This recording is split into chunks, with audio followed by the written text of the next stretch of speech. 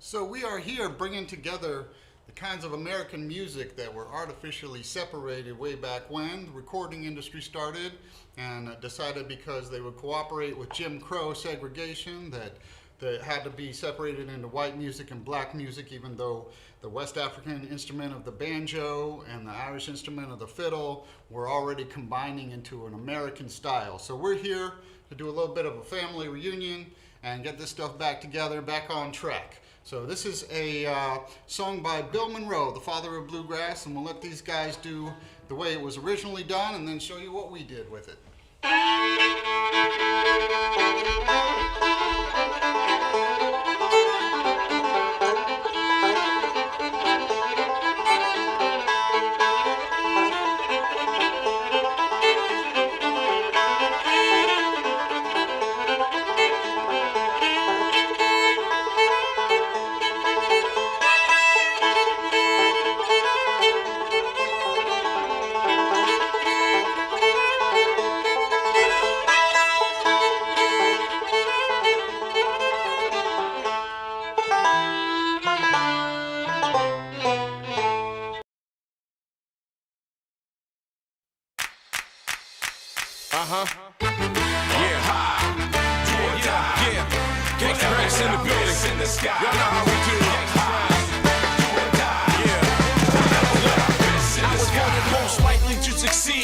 Likely to give a damn, kill a ton to get it done compared to all you milligrams. Stealing bread from the mouths of decadence, like Chris and Eddie, if you're ready, time for checking in. The war and famine preceding the pestilence don't need to happen, so ladies and gentlemen, peep the valedictory speech for the board of trustees and the kids on these streets. Since the days of we three, we keep it deep in these beats. Like seaweed, deep like the Marianas Trench. The 92 Dream Team's bitch. Serving like a winch on the track for rent. So intense it'll make your body clench. Warlock rock, excel with spells. Like a document of Excel cells that chart the info that my intel tells. Ain't no limits when we put it all together. We be getting through it all no matter what the weather. We be looking good, they be looking like whatever. Long as we got us, we can make it to forever.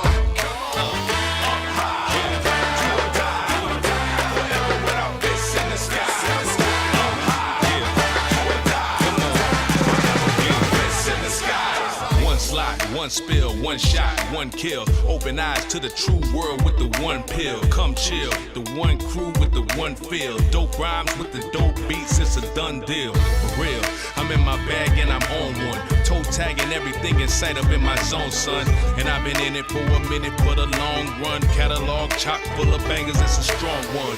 Squad been certified by the fam. 10 times on 100, keeping it a grand. Up against the double G, flashlight double D. Man shout over any beat put in front of me. You know we coming with that 5 cent and running. Told them everything you wanna try, we done done it. Try to rock the stage after us, they don't want it. Sign, seal, deliver with a stamp up on it. No limits when we put it all together. We be getting through it all no matter what the weather. We be looking good, they be looking like whatever. Long as we got us, we can make it to forever.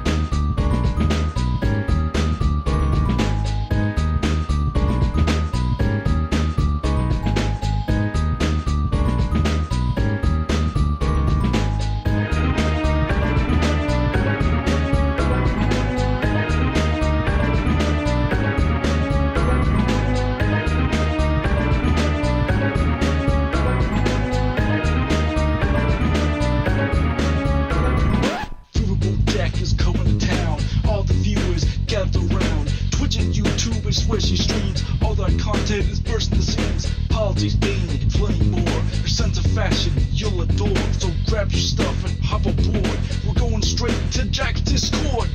Riverboat Jack, Riverboat Jack, Riverboat Jack, Riverboat Jack, Riverboat Jack, Riverboat Jack, Riverboat Jack, Riverboat Jack. That's what I'm talking about. First time singing the songs from Riverboat Jack.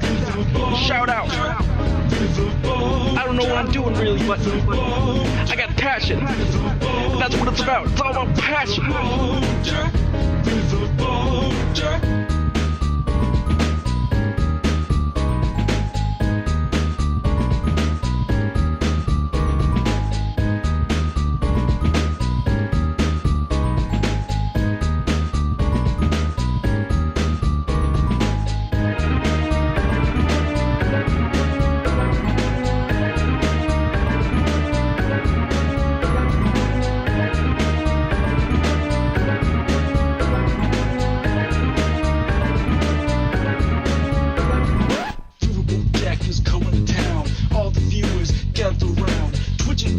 Swishy streams, all that content is bursting the seams. Politics, being and plenty more. Your sense of fashion you'll adore. So grab your stuff and hop aboard. We're going straight to Jack's Discord. Riverboat Jack, Riverboat Jack, Riverboat Jack, Riverboat Jack, Riverboat Jack, Riverboat Jack, Riverboat Jack, Riverboat Jack, Riverboat Jack, Riverboat Jack, Riverboat Jack, Riverboat Jack, Riverboat Jack. Hello, everyone. How we doing? I already drank the rest of my monster earlier. I'm sorry, T-Lave. Hello, Dr. Hayes. Hello, Nightlight Plushy Jesus. And thank you for the 5 gifted Tier 1 subs already off the bat. Very much appreciated over on Twitch. Paladin, thank you for subscribing over on Twitch as well. Justified is some primo television. I'll tell you what. Hello, DJ Disc Machine. Hello, Cute Dark Arts. Hello, Sage. Hello, Latzia. Hello, Blueberry Bumblebees. Hello, Frogs. Honey. Hello, Banana Brains. Hello, Rainbow Vomit Self. Hello, Brass Man. Hello, how we doing, Static Somnio? Hello, L. Anthony, Baby Blue. Hello, Brutus Magnuson. Hello, Cliff. Hello, Nocturnal 89999. Hello. How we doing, everyone? Hello. Hello, Mr. Natural. Hello, Rick Liu. Hello, SA. How we doing, VBM? Howdy, folks. Hello, Mikola Brigida. Hello, Comrade Girl 2018. Hello, Kazooie. Hello, Real Slow Like. Hello, Rhapsody Septagonopus. Hello, Maliki. Hello, Gamerg. Hello, Mr. Malachite. Hello, Small Frog. Hello, how we doing? Cardstock Caster. Hello, Sweet Blasphemy. Hello, Canabob Rex. Hello, Dr. Hayes. Hello, Queen of Hell. Hello, Empty Top Floor. Hello, Salty Turtle Cupcake. Hello, Matt at Yahoo. Hello, how we doing, Oscar? Hello. Howdy, folks. Hello, Nimbleline. Bonjour.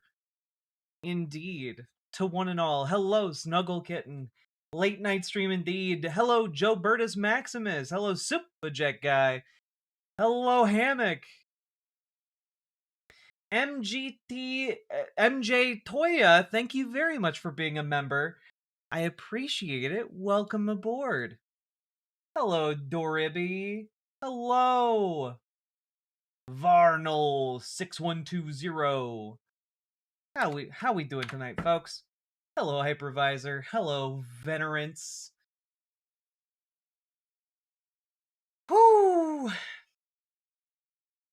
Yeah, we got a show today. I was derailed from my usual roundabout start time by some life stuff that has made it difficult to throw together a show for today, emotionally and logistically, but here I am. and I'm gonna do my best. You guys are gonna do your best. I will tell you guys I'm on a bit of a short fuse tonight, so I apologize for that in advance. Fighting with Cat for bed space at the moment. The eternal struggle. Is this about the hate crime against the Obamas? Yeah. Hair color is gorgeous. Thank you, Sing for Me, V. Good morning, Nasty Redacted. Oof. Yeah, I guess the mods over on YouTube now have little shields instead of little wrenches. Jack's new slogan is "Won't sleep, can't sleep." I mean, it genuinely, at the very least, is "can't sleep." You know,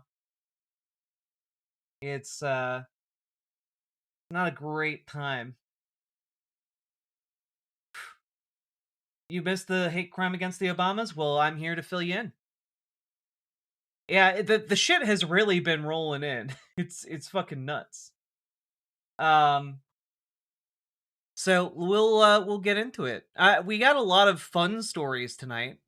We also have some just silliness. And also we have some just like oh god, this is neither fun nor silly. Oh god. So we'll be covering some of the stuff, and I do want to say it is by no means comprehensive. Like, just the amount of absolute bullshit that this administration keeps putting out day after day. It's been really, really awful.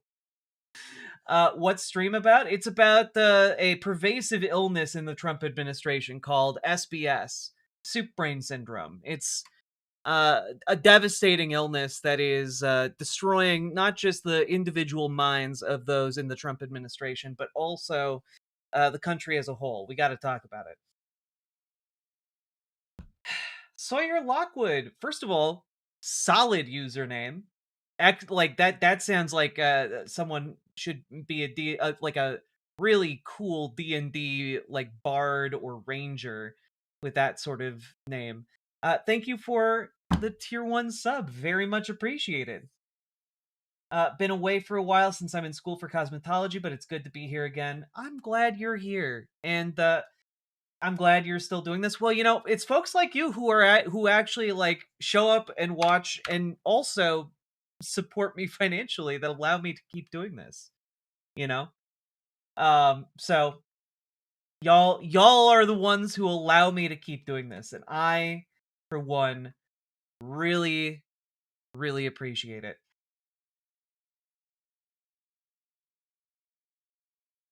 Let's go cosmetology. Hell yeah.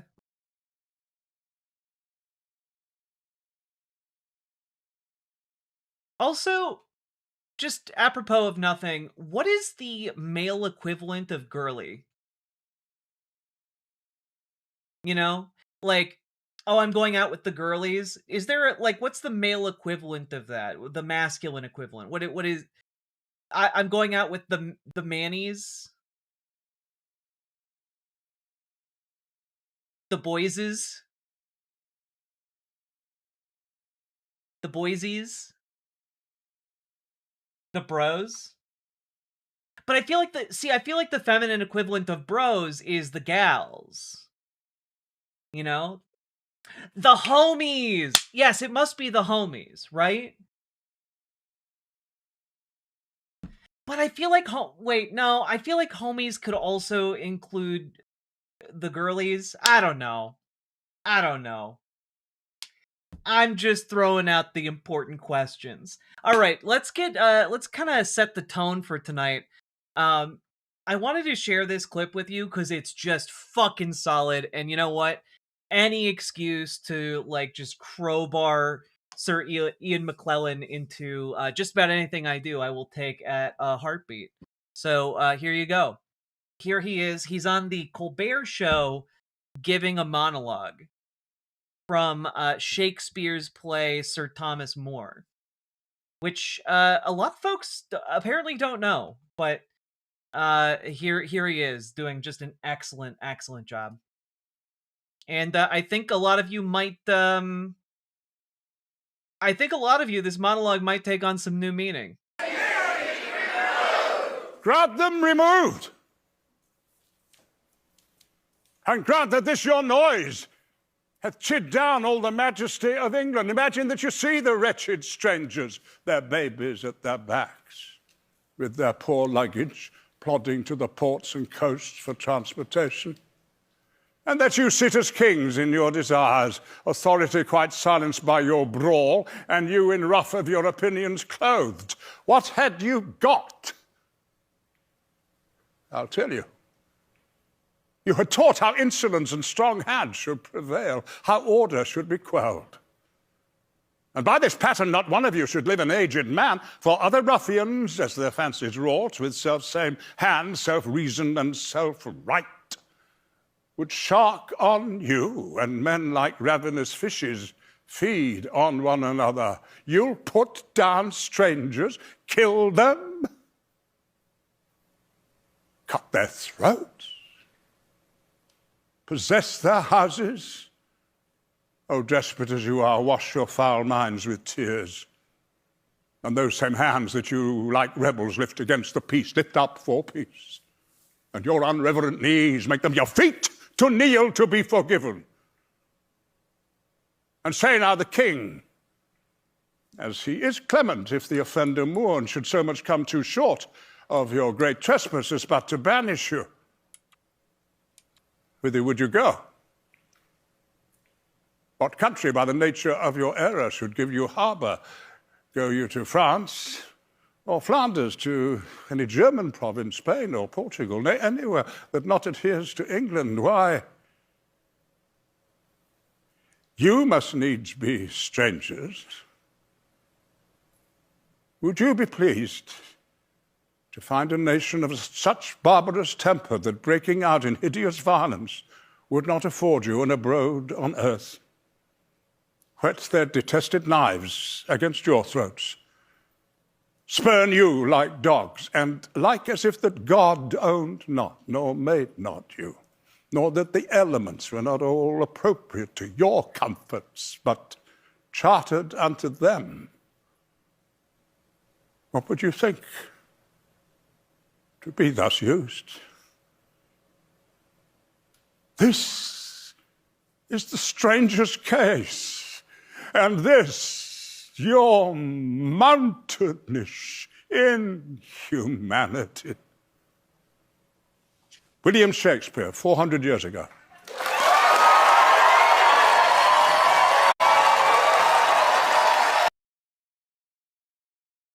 So, you know, just getting a little bit cultured there.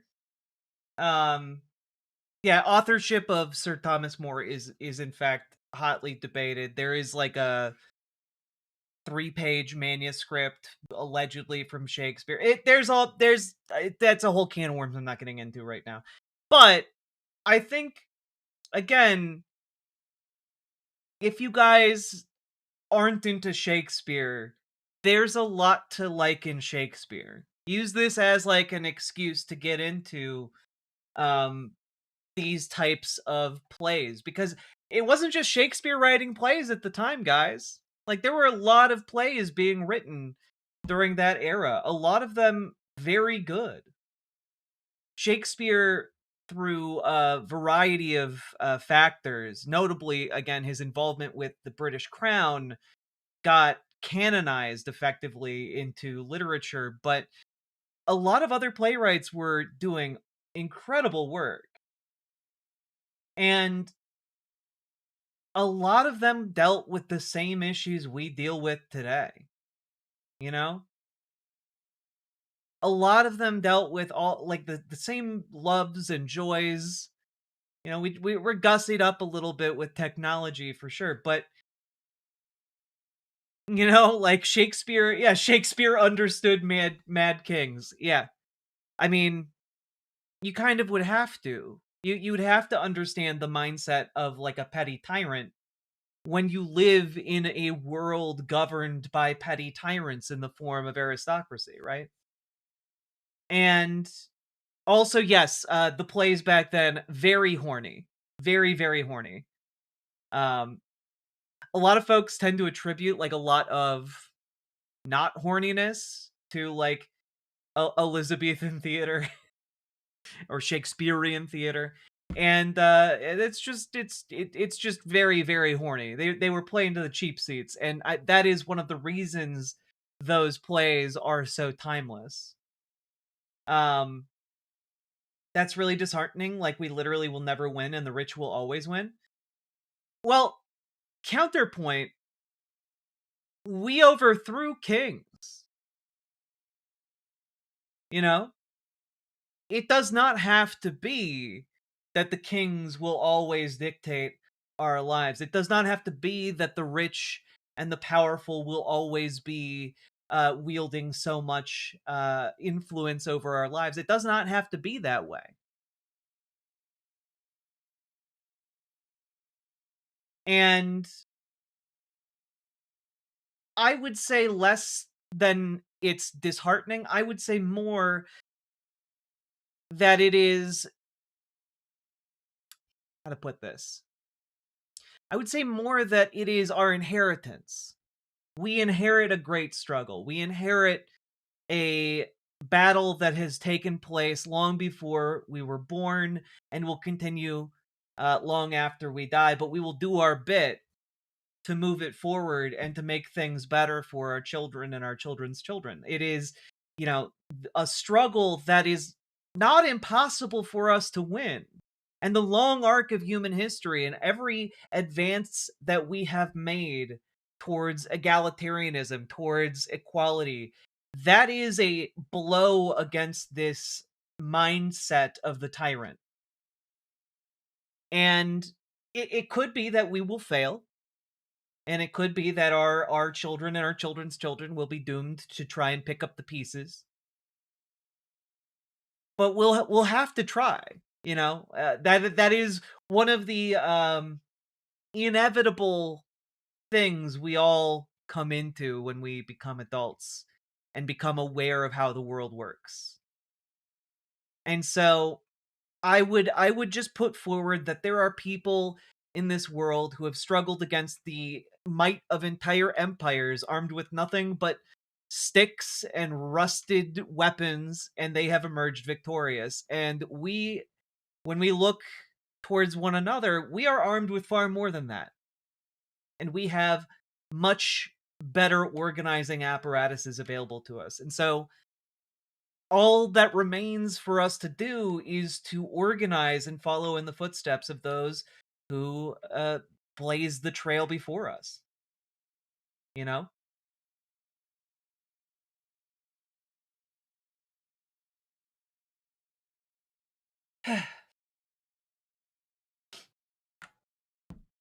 Let's see. You're a journalist. I was wondering if I found something in the Epson files that was recent. He's absolutely fucking insane and involves people in Australia. I've got like sources and stuff. How do I approach how to find a journalist willing to touch that? Well, one, journalists are going through the Epstein files. So that's number one. Chances are, if you found something, other people have also found it. And number two, like, reach out to your local newspaper. Reach out to the New York Times tip line. Like, reach out to, like, most newspapers have public-facing tip lines specifically for that purpose.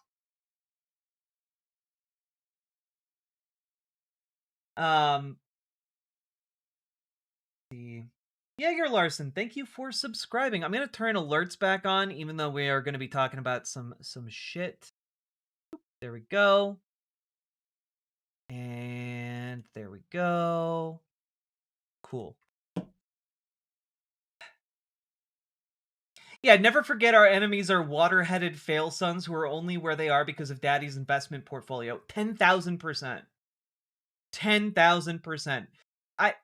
I've been thinking a lot, especially with the Epstein files out. I have been thinking a lot about Glass Onion, the second Knives Out film. I've been thinking a lot about it. and a lot about what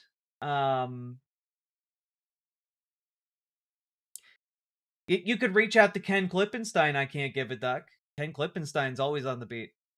But I've been thinking about the fact that, like, at the heart of Glass Onion is that the people themselves are transparent, and that the entire system is laid bare, and the entire way in which these networks of power are obvious, right?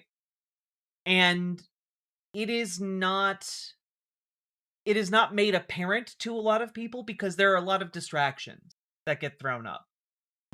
There are a lot of different ideas of how power works, of why people are associated with one another. And the reality is, at the end of the day, it's just the power. The system of capitalism is a system to distribute power, right? And so people become dependent on those who have power, i.e., have capital, have wealth. And, like, what ends up happening is that in order to cover up the fact that they are completely and utterly without merit, that they just happen to be in the position that they are in, by and large, they create a mystique around themselves. They create an idea of themselves that they project to the public. You know, whether it's oh, I'm a free speech warrior or something like that. You know, and I guess like I've been thinking about that message and thinking about the Epstein files, and it's exactly that. It is exactly what Marx wrote about. I read the quote the other day about how essentially, if you have money, if you have capital, if you possess these things, people attribute to you all things that money can buy. They attribute to you, knowledge. They attribute to you expertise. They attribute to you um, any number of reasons that they can imagine as to why you possess power, but they do not, right?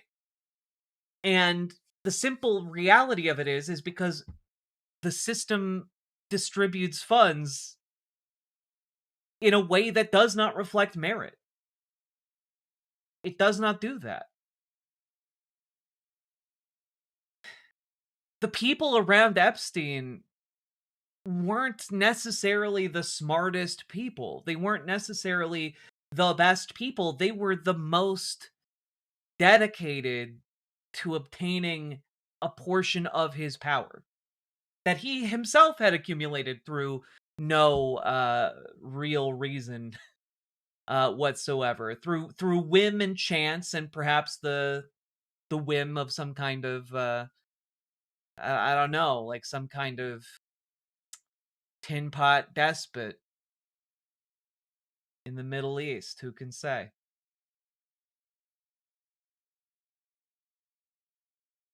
But what was it Blanc said? It's all just so stupid. I mean, yeah, right? Like, and when you examine how capital works, it is all just stupid.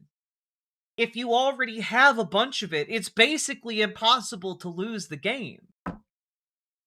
If you have enough capital, it simply continues to accumulate.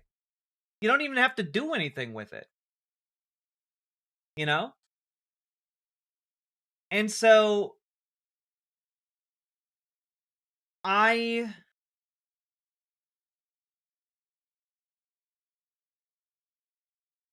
demand voter ID. Nah, I'll get my election security tips from someone who didn't drink the lobbyist poison.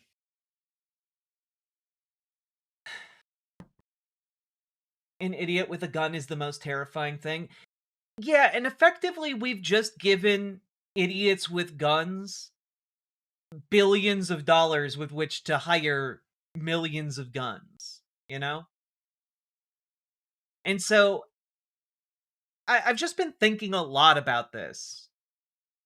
And I've come to the conclusion that capitalism is bad, and maybe we should embrace a different, better system. I don't know. I don't know. I think we need to start the process of shrugging off the yoke of this Habsburgian inbred system that is dedicated to the accumulation of wealth at all costs. I think it's bad, actually.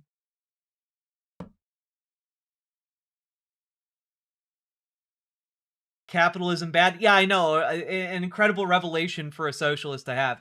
But it is just quite something, isn't it? It is just quite something to have a trove of documents explicitly laying out these talentless losers who can barely write words, let alone sentences. And they are like the most influential and powerful individuals on the planet. That's pretty interesting, isn't it? It really just hammers home that this entire system is just stupid and rotten, and we could do a damn sight better than it.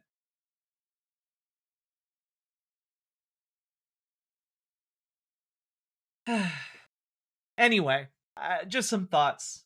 Just some thoughts. There are other systems. There are indeed. Capitalism is far from the only system. There were systems prior to capitalism. You know, those systems were, feudalism. That wasn't very, very good either. And Marx even acknowledges that capitalism is an improvement on feudalism. But there are further improvements that can be made. It's why he wrote out his entire examination of capital. It's why he bothered to write all of these observations down and note how the system functions. It's because he believed that if we understood the current system we're in, that we all work and die under every day, that perhaps we could figure out some ways to improve it somewhat, you know?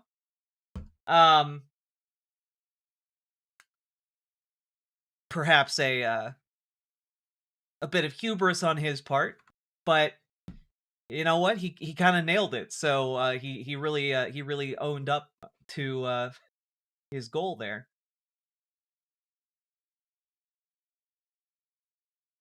The other systems, by the way, are possible. Just as feudalism was possible, just as capitalism was possible, so is socialism possible.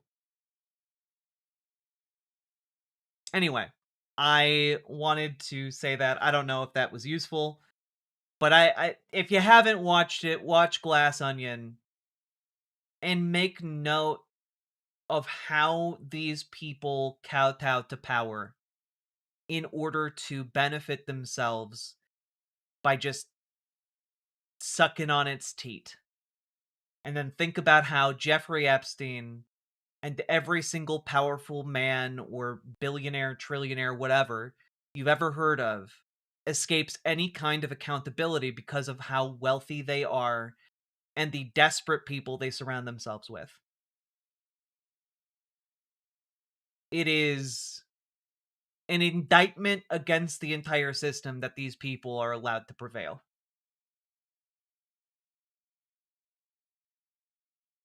Jack, it's completely unrelated, but I'm curious what you thought of Knives Out 3. I need to watch it again. I watched it the first time, and I really liked it. I really liked the character work, but I did not feel like the mystery was really a side story to the actual character work and drama, which was an interesting choice. And I thought, like, it didn't have as much emotional weight for me, but I think that it was still a very good movie, just in a way that I don't tend to appreciate as much as something like Glass Onion. But I want to watch it again because I feel like there's probably like about a dozen threads I didn't fully appreciate the first time. That's the one with the priest? Yeah, it's really, really good.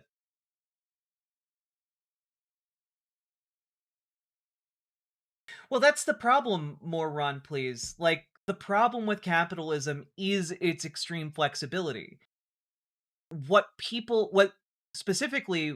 capitalists discovered with its flexibility was that on a long enough timeline, they can accumulate enough power to effectively break whatever political system capitalism exists in. And once they've done that, they can continue to break it until, well, you get to a point of complete and utter self-destruction, fascism, if you will. And so, the argument I have is that, of course, it is possible to place constraints on capitalism, but what is impossible to do is to place constraints on capitalism that capital will not, given time, undo. Because when you look back at the attempt to constrain capital over the last century, what you find is, in fact, a slow but steady erosion of all of the locks and keys and barriers placed on capital by the New Deal. What you find is a long and concerted effort to undo the entire fair shake that the New Deal was supposed to give working people in this country. And you even see it now. Like, the billionaires are trying to build network states, i.e. company towns. They just think that this time they will get it right. This time they will be the dictator that will have it all done. And you look at Peter Thiel giving speeches. He's talking about, like, becoming a fascist. He's talking about becoming a dictator. And he is allowed to do this and allowed to continue to accumulate power as if he's just a normal guy with no ulterior motives, while he continues to fund efforts to undermine democracy. And so my argument here is that any of the constraints we put on capital are temporary. Here's some not socialism for you. Thank you, Ronan Jack. Appreciate the $2 super chat. And so, like, I just think the main issue with capitalism is that it inevitably bends towards this. Because when you concentrate power in the hands of a few people, you're effectively playing Russian roulette to see which one of them is going to try to imagine themselves as a benevolent dictator. Which one of them is going to look at the current state of things in a democracy and say, if I ran everything, the sheep would be better cared for. The sheep can't rule themselves. I will be their shepherd. And, like, that's the issue, right? That's the fucking issue. The authoritarianism is baked into that accumulation of wealth. That's socialism by definition. No, socialism by definition is democracy. Socialism, by definition, is a belief, an unshakable belief, in democracy. Right? Capitalism is antithetical to that. If you believe in democracy and the ability of a people to govern itself justly and with equality, then you should believe in the ability of workers to govern themselves justly and with equality. Socialism only works in theory. I beg you to look into democratic worker co-ops. There's a sizable amount of research that indicates democratic worker co-ops are more financially stable. They survive harsh economic conditions better. The workers are paid better. The workers are happier. And also, they are less likely to offshore jobs. They are less likely to commit tax fraud. They are more likely to be held accountable. And so, put simply, I don't like tyranny. I don't like authoritarianism in any form. And the idea to me that a nation founded on the idea of democracy, on one person, one vote, should then abdicate the realm of where every working person spends the majority of their day to a tyrant, to the boss, to a board of shareholders, of investors. What you're talking about is abdicating the realm of the worker to the tyranny of people who just happen to have money. And people who happen to have money don't know anything about the work that's being done. They're just stupid dipshits who have money. Have you ever looked at the venture capital firms that go in and fund things? The vast majority of their businesses are buying up successful businesses, loading them with debt, and then gutting them so that they can make a hefty payday bonus for themselves and then move on after that company goes bankrupt. That is capitalism right now. It is self-cannibalizing us as a nation. It exists to feed on the work that people like you or I have done. And we don't have to be content with that. Name a socialist country with a better system than the USA. Define what socialism is. Because I get this question a lot from you guys. And the issue that you guys all invariably run into is that you believe socialism is not what socialism actually is. Socialism is an economy where workers own their own workplaces. Full stop. Where if you work in a factory, you and the rest of the folks who work at that factory collectively own and operate that factory. That's it.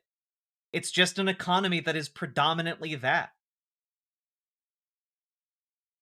But what a lot of you fine folks seem to think is that socialism is China, or socialism is the USSR, or socialism is state capitalism, in other words.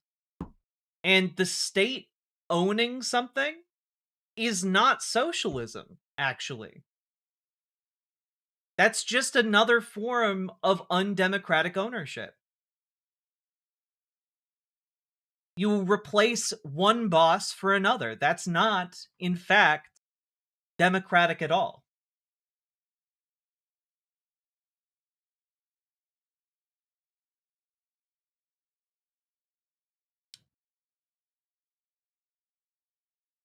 And a lot of folks keep saying, well, it's impossible. It's impossible to have a democratically owned and operated company. And I just want to point out that there are plenty of democratically owned and operated companies in the United States. Bob's Red Mill, for example. I'm sure you guys have gone through a supermarket aisle and seen Bob's Red Mill flour for sale, or they have a wide variety of different flours. I'm sure you guys have gone to a grocery store and seen King Arthur Baking. King Arthur Baking is a democratically owned and operated company. And yet you guys are like, well, it's just impossible. It's just impossible to have a company that's democratically owned and operated, except it's not. One of these companies, I think it's King Arthur Baking, as a good example. Yeah, King Arthur Baking was founded in 1790. It is, in fact, one of the oldest remaining companies in the country. And a lot of you guys are like, but it's impossible. This company has survived for over 300 years. And All I'm saying is, hey, what if we did more of that? What if instead of being told what to do when you go to work because some dipshit investor heard about NFTs and now they know that this publicly traded company will gain 5% in the stock market if they start putting out press releases about NFTs? And so they shift the entire business model of the company towards NFTs. Hey, maybe the workers who work there could decide what's best for the company because they actually work there and know what the fuck they're doing.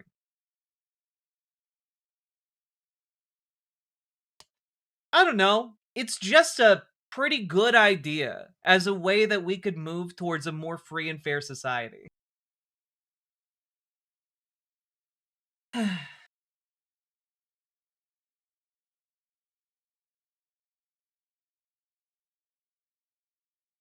I look, Jaeger Larson, when people say China is in a transitional state towards socialism, I don't believe that. I don't believe that that is something that they are actually doing. When I look at what China does as a country, I don't believe that.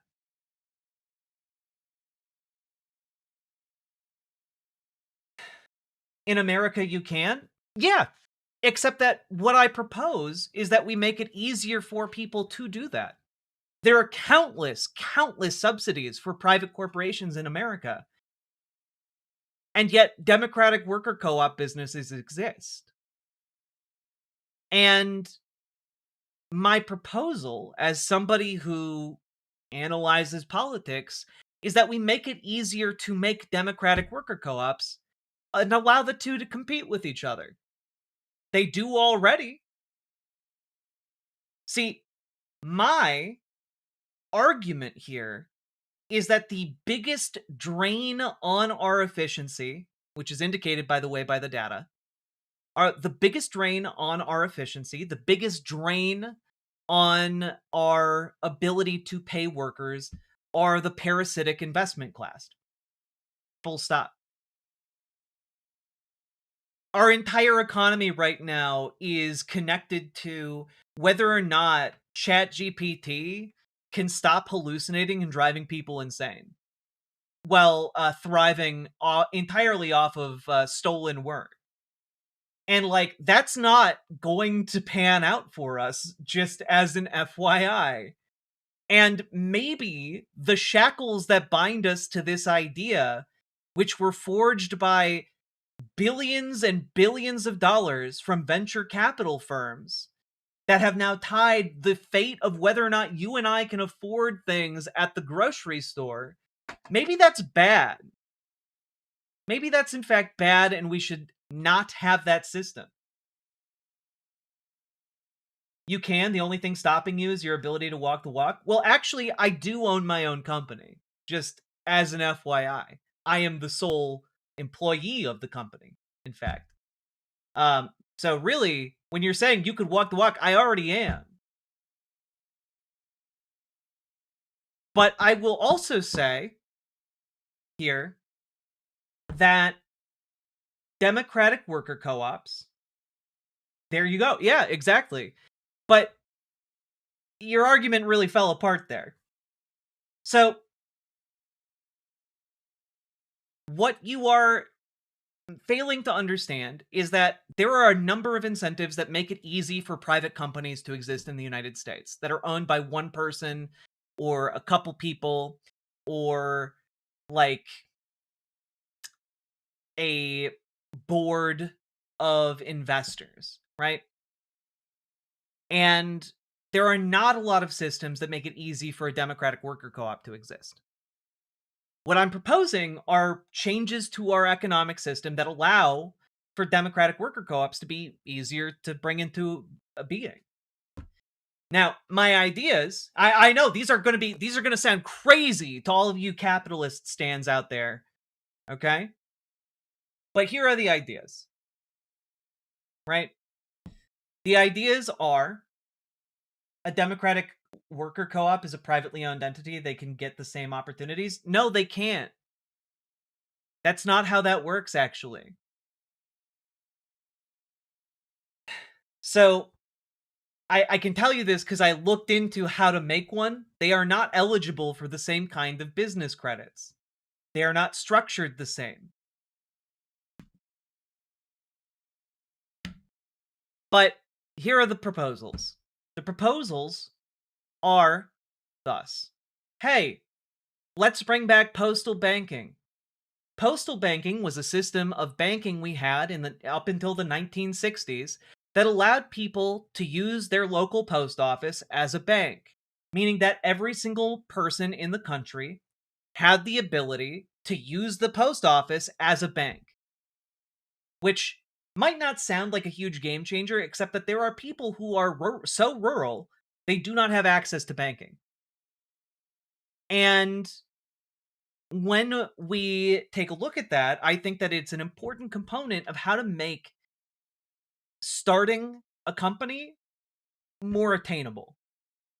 And it can then become the avenue through which the government says, hey, you want to start like a democratic co-op? We're going to give you more accessible loans specifically for that type of company structure. Right? Post office as a bank, how? They had banking services at the post office. The post office already handles like an ungodly amount of money. They are one of the only solvent branches of the US government. And this just expands what they can offer at their location, right? And what you then do with that, you offer attractive loan programs for democratic worker co-ops.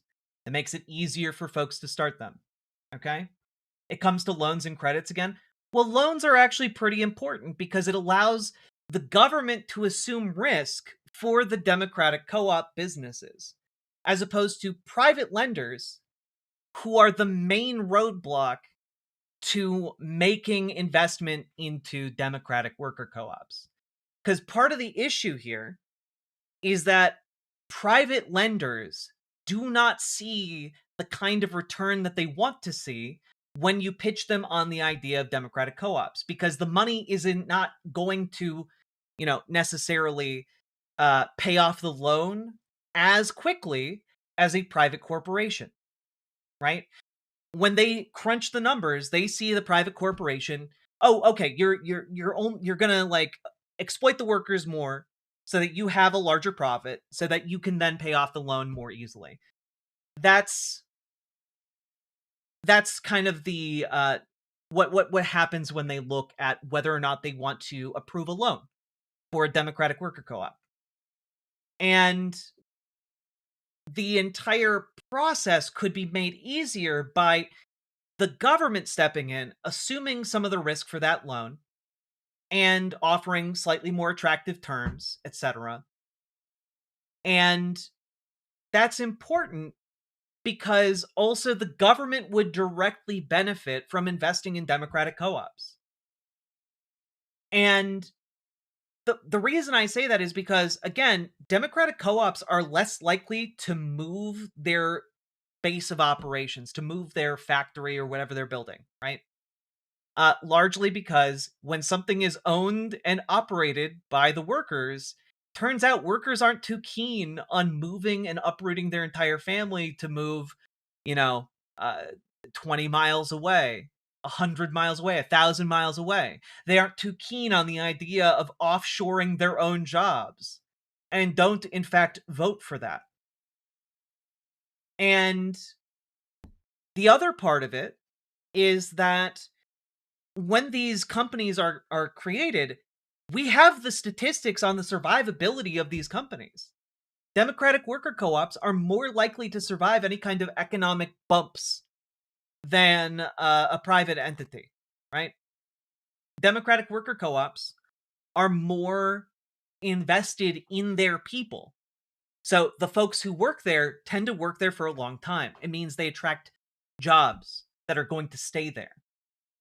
And not only that, but democratic worker co-ops are shown to be less likely to cheat on their taxes they're less likely to, like, drop pollution into their local rivers and lakes.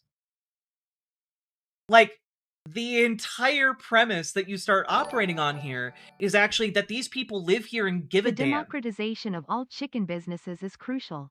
Creating co-ops is no poultry concern to the workers. But, like, that's, I love the joke. Number one, thank you for the 2 tier 1 subs, number 2. And number 3, like, unironically, do you think that if workers owned and operated a meat packing plant, right? Do you think if, like, a Tyson meat packing plant was owned and operated by the workers, that they would be, like, as willing to work with machinery that's so unsafe that they could, like, cut their hands off? Do you think that they would be, like, moving at such a speed that, like, they'd be in danger of losing their fingers? No, they'd slow down. They would take the slight decrease in efficacy and efficiency in order to maintain their workforce and keep people safe. Do you think that they would be willing to hire literal children and put them in harm's way? No! God, no! And if you think that, oh, well, this just wouldn't happen, I encourage you to read Upton Sinclair's The Jungle, because we know, and we've known the entire time, that private meatpacking is one of the most disgusting and unsafe jobs that exists. And so, I want to just, like, lay all that out, right? There is a direct incentive for the US government to invest in, democratic co-ops. The government then would also reap larger tax revenue as these companies grow. They are better for the local, like, economy. They are better because also they pay their workers more. Democratic worker co-ops pay their workers more because the workers are collectively getting together and agreeing on how much to pay the people who do the different jobs, which means that more money then circulates in the local economy. And it also means that the people who support that business locally keep that money circulating in the local economy. That's good. Meatpacking and farming are disgusting jobs. Yeah, they are. And they would benefit from being democratically owned and operated. And so that's just, like, some of the incentives, right? You bring back postal banking, you put out a loans program in order to facilitate the creation of these, and you allow people to experiment with what works, right? You allow that to happen, and you start to foster these small businesses that are highly resilient with workers who are decently paid living wages, who are able to, like, build a life. And then my other proposal here is that you then create a system where if a private company wants to be sold to another private company, they have to first offer the company to the workers who work for them. You have to offer it a right of first refusal to the workers. Bernie Sanders wrote legislation like this, right? And essentially, if you want to have this corporate consolidation happen, well, first you gotta offer it to your workers. Maybe they want to band together and buy the company instead at a reasonable rate. And yes, that might be something that's very difficult, but I think if you, like, looked at, for example, auto manufacturers, I think maybe you'd find workers who'd be willing to pitch in and collectively buy the place that they work in. I think that if you look at these different companies that get bought and sold by venture capital all the time, you would find workers who would much rather keep their job and collectively own and operate that company. And I will also say,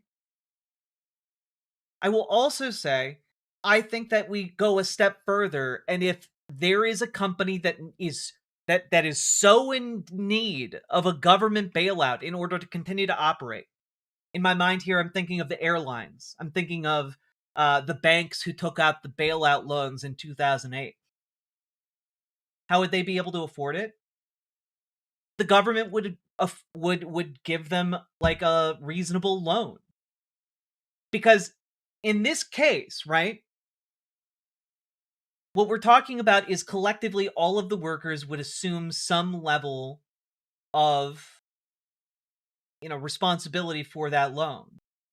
And the government would step in to absorb some of that risk, right? And I think it would probably be reasonable that if the workers voted in favor of doing this, that the government would have like a representative on the board in order to make sure that loan is repaid. And when that loan is repaid, then they go their separate ways as completely separate entities, right? Do you think worker-owned grocery stores would be a good bridge to free grocery stores? Yes. Yes, I do. Though, maybe not. I have, like, in my mind, when I think of free grocery stores, I just think of, like, free, like, food shelves. Like, the federal government should, in every major city, like, have X, if you have X population, there should be X number of, like, food pantries that will just straight up give you bread and eggs and milk, Largely because I think that this would benefit everybody. It does not benefit us to starve people. It does not benefit us to have a population of people who are destitute and unable to make ends meet. It does not benefit you. When people complain about, LA, people are pooping on the streets, that's because there's a choice being made that says rich assholes in their mansions are more important to keep being rich than to build the proper bathroom capacity for people who are not rich, for people who are destitute. There's a decision being made there. And in fact, we don't have to choose for the rich to benefit from our public subsidies instead of the destitute. We can build infrastructure that benefits everybody. Like, it's not rocket science here. Do you have a job yourself? I'm literally doing my job. This is what I do. I am able to afford to live based on doing this program.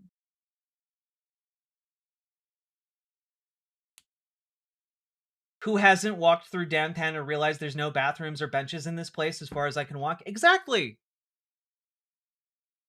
Exactly. And so, and you do a damn good job. Thank you, Jennifer Smith. I appreciate that. So, the entire premise here that I put forward, and I've talked about this quite a bit in the past, but the entire premise of this postal banking as a platform to raise up local experiments with democratic co-ops, and then a system that is top-down in regards to creating larger democratic co-ops. My argument here is that you will, through putting this into existence, you effectively start a war of attrition between capital-owned companies and worker-owned companies, right? This is how Jack makes fat stacks. We call here fat stacks Jack, because it sorta rhymes. You absolutely do not call me Fat Stacks Jack. But thank you for the 2 tier 1 subs. Now I will also say that what you are creating here is a ground-up system, as well as a top-down system, right? And the top-down system and the ground-up system This is an slowly automated message. crush You have received a down. salary disbursement. Paladin Lost, thank you for the $50 dono. Very much appreciated. Thank you so much, comrade. Right, so you, by making these small changes to our system, you could effectively ingrain this You're able to live by attrition doing this into program? the Live system. harder, Yumera. Live harder, Humera? Was that an ad for Humera in there? Anyway, Matt Yahoo, thank you very much for the $20 dono. Very much appreciated. So, sorry, I'm getting distracted, but you have this vice placed on capital, and you have an increasing, in my view, what I believe that this does on a long enough time scale is create a transitionary mechanism to bring us from an economic model predominantly controlled by capital to an economic model primarily controlled by working people, right? That's what I am putting forward. And of course, there are additional things on the local level that might help. There are additional things on the national level that might help. But if you had this system where companies, before they're acquired by another one in a private sale, have to offer the company to their workers, and also if they needed a government bailout because they're too big to fail, would then need to be transferred to worker ownership, then you have postal banking and government loan programs to experiment with worker co-ops, then you have effectively this mechanism to transition to democratic worker co-ops. Because what worker would ever decide to work for a capitalist when they can work for themselves and their fellow workers instead? Why would you ever work for a private owner when you know that your healthcare is dependent on their whim, on their desire for profit? And I don't believe, if given a choice between those two, that people would choose the private owner. Jack would love to talk about co-op sometime in my trials and tribulations attempting to build them myself. Had a few runs at it, but nothing that came to fruition long term. I'm bad at commercializing and finding good co-op partners. Even made some videos on how various co-ops and structures of co-ops work. I'll have to DM those to you to be useful for Imogene Olivia. Hell yeah. I think Imogene Olivia is going to be a bit Fat different. Stacks Jack, you didn't tell me I was yellow again. Salmon Moose, thank you for the tier 4 sub. Very much appreciated. Imogene Olivia is going to be different insofar as, in the immediate sense, it's not... It's also solo owned. But, there are plans to, handle that in the future. It's just, there's only one person working there. We've talked about it, we're still figuring out where it would go in the future, but yeah.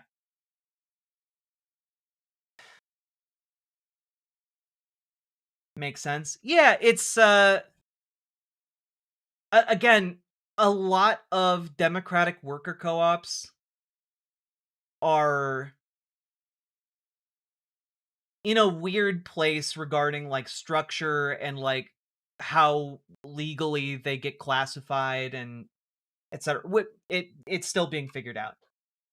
I don't want to say something right now and say it wrong and misrepresent what it is. Becoming Tanya, thank you for the 5 gifted memberships.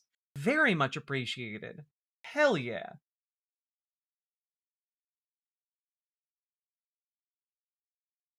Anarchism is the concept of democracy taken seriously. Yeah, which is why on a long enough time scale, I really fuck with anarcho-communism. But I think that the project of dismantling capital is one that is probably going to outlive me.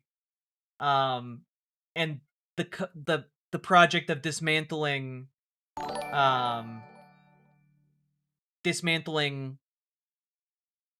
the state is also a much longer project than probably my lifetime.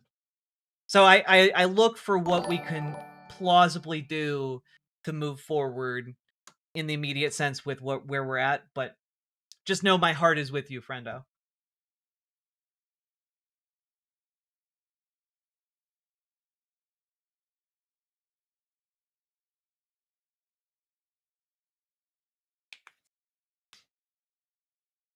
Some states you have to LLP or LLC, others have mutual benefit corporations. Yeah, there's also something with like S corps. I'm not really good at like business stuff as I mean, I guess I'm the only one who's ever seen like the business end of what I do, but like I'm not super good at like the classifications or navigating that. But hopefully in the future I'll be more read up on it. Let's see here.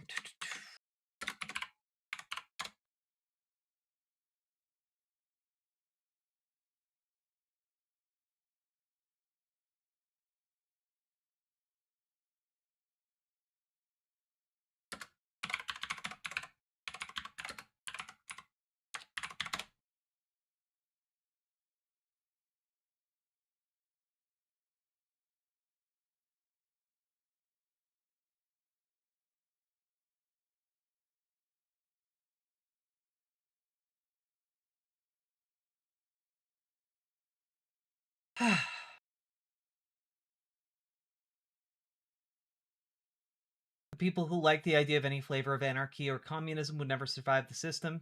I mean, I don't think that any of you have a concept of what an anarchist or communist system would look like, right? Like, I don't have the hubris to say that I understand exactly how a classless, moneyless, stateless society would function. But I don't think you do either. Yeah. There are many different ways a society like that could look, but I don't think the people who are like, huh, you'd never survive, I don't think you guys understand it either.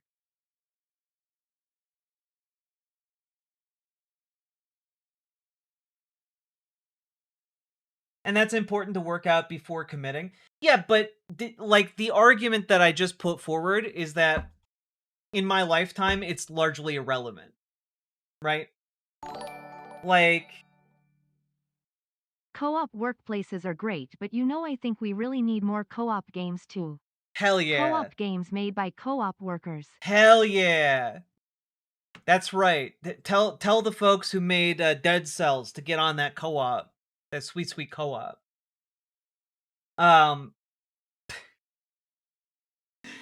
I will also say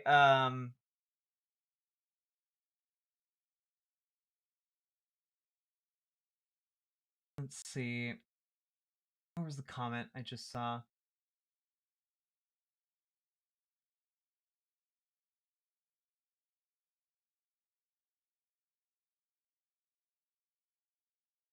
Yeah, like I found my train of thought again.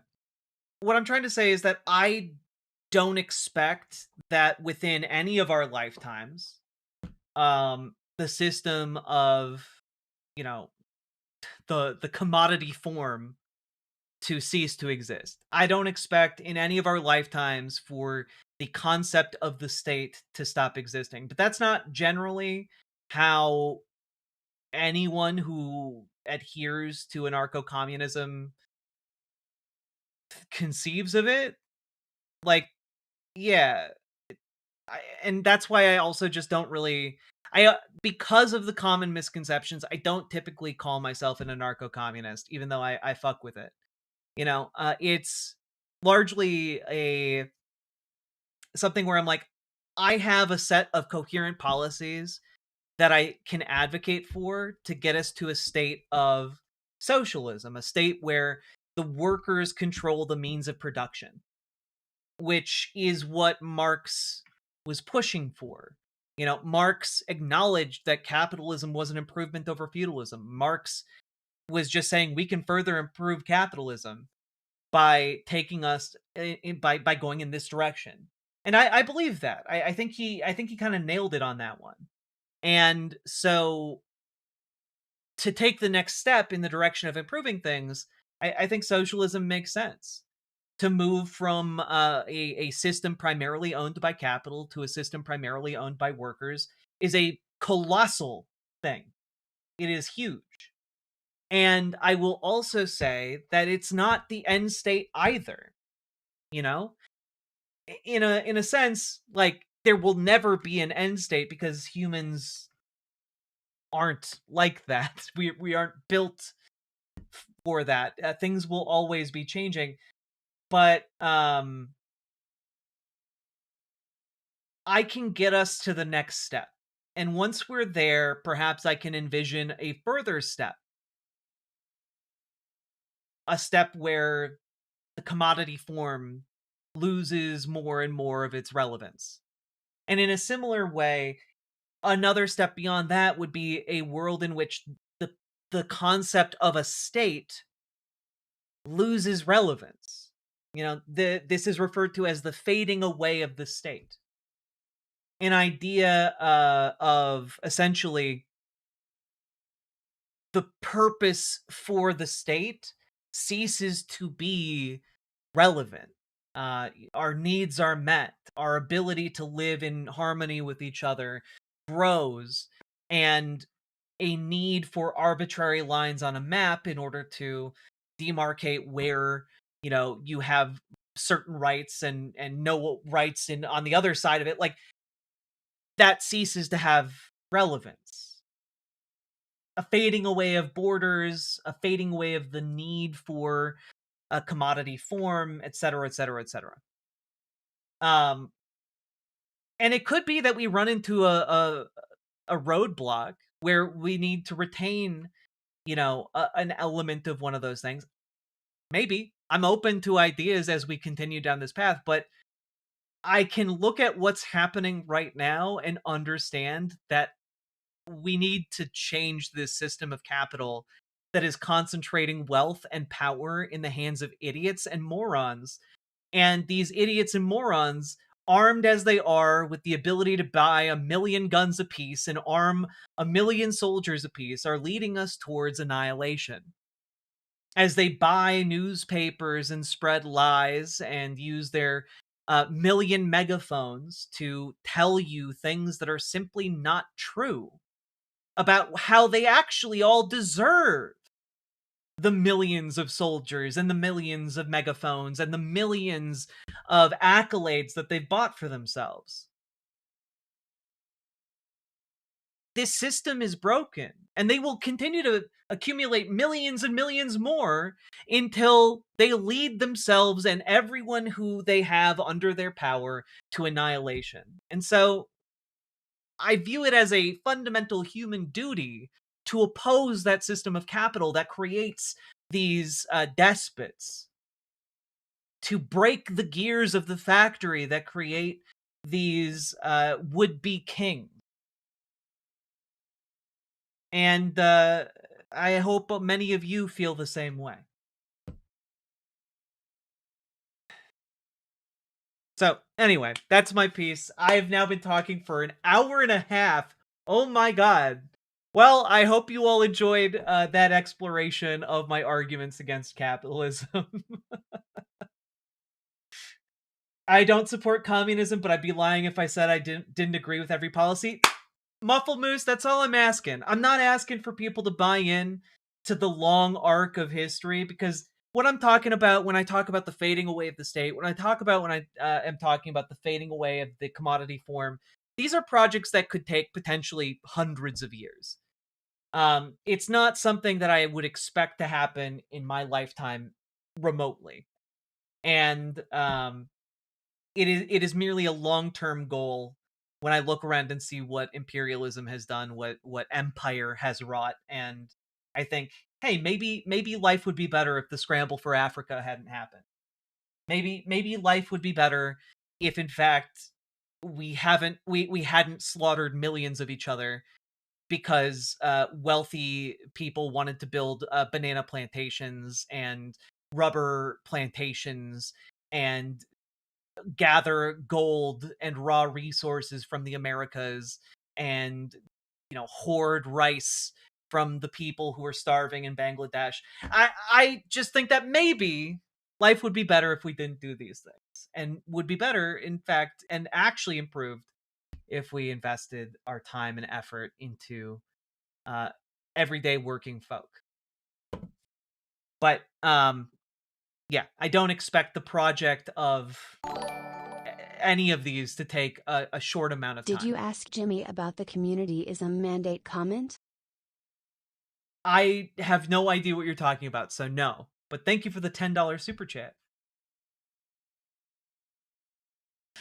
And folks, I guess this will be a segment. If you enjoyed that, let me know what you think down in the comments.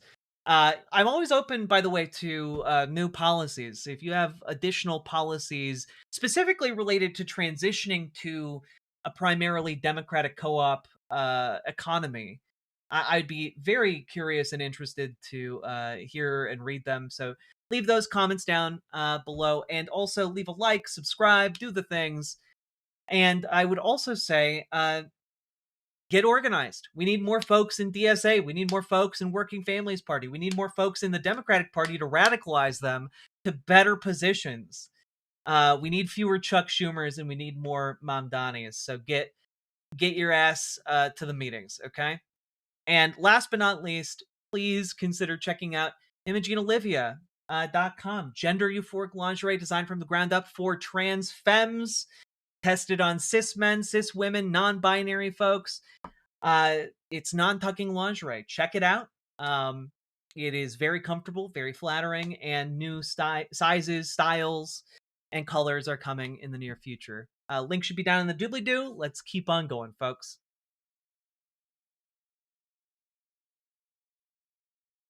Oof.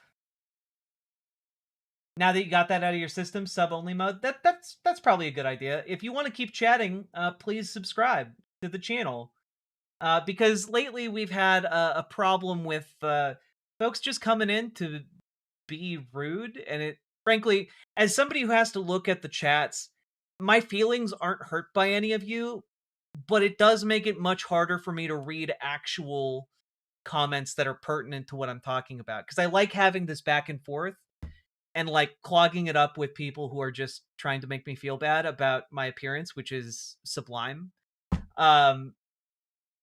You guys aren't hurting my feelings. I literally just showed up in like my coziest clothes. Telling me that I'm ugly, not gonna do anything to me. But subscribe and stick around if you want to continue to try and hurt my feelings, I suppose. Pad the numbers, and here we go. Hey, there you go.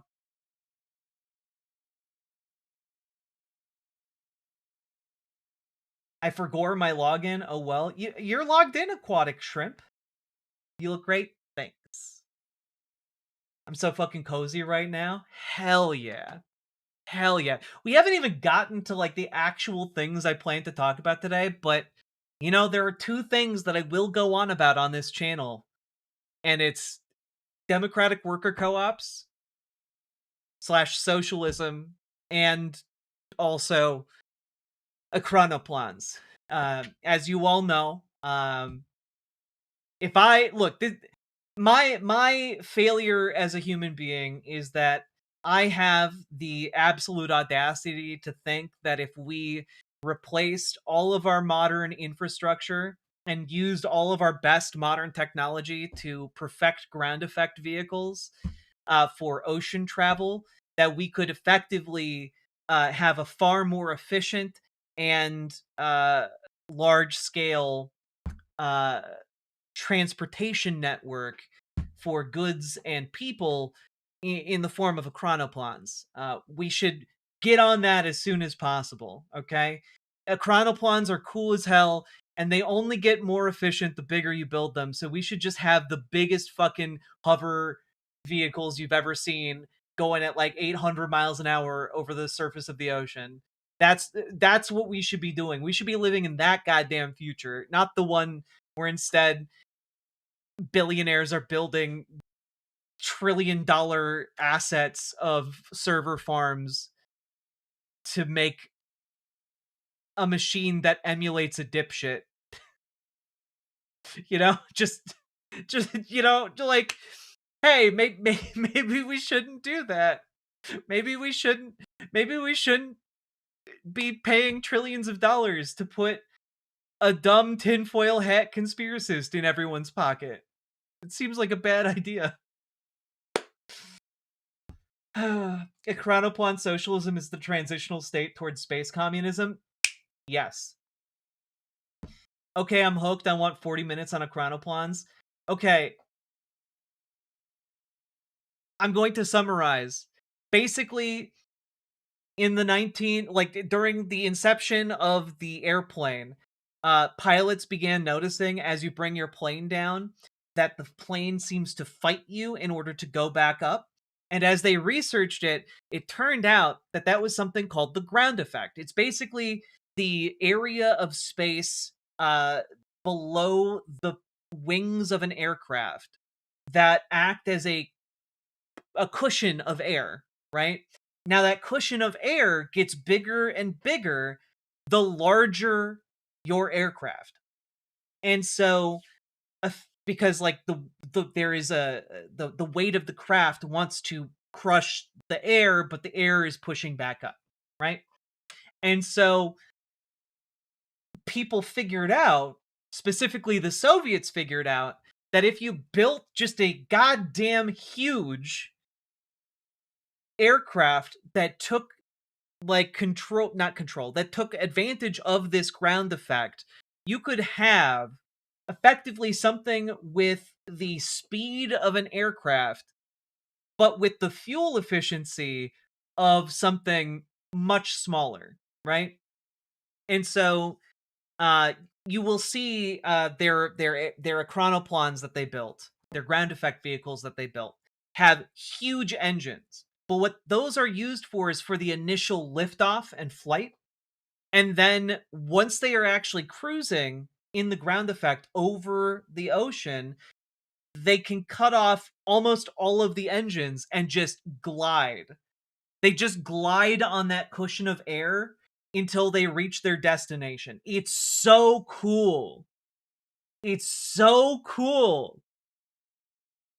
And the thing is, there are plans and concepts out there for what these things could have looked like on even bigger scales. And the idea that has been festering in my head for years is, what if we replaced all of our international shipping with Achronoplans? You could ship something across the ocean at the speed of an aircraft in a fraction of the time with a fraction of the fuel. And it's also, the larger you build an Achronoplan, the higher they can go on that cushion of air. And so the concepts you get for large scale Achronoplans are effectively, what if you combined a luxury cruise liner with a shipping a shipping vessel? And so you effectively would have passenger vehicles combined with actual shipping, like industrial scale shipping, right? And I just want to say, it's a really, really cool technology. And it might be that, one of the problems that they ran into in the Soviet Union was that you needed pilots to be on the ball 24/7 while flying the craft, because if they fell out of the ground effect, you'd need someone to get it back into the ground effect, right? But we now have autopilot sufficiently advanced where it could calculate and adjust to maintain that ground effect, right? Let me just...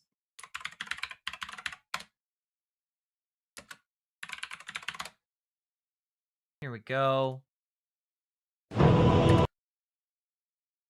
Here, the footage of the last large-scale Achronoplan, by the way, is from, like, the Soviet Union, so the quality isn't great, but here is a short excerpt of some of the footage. This Soviet creation has been dubbed the Caspian Sea Monster. Its designers believe the Achronoplan, a low-flying ground effect craft, could ultimately replace cargo ships and ferries.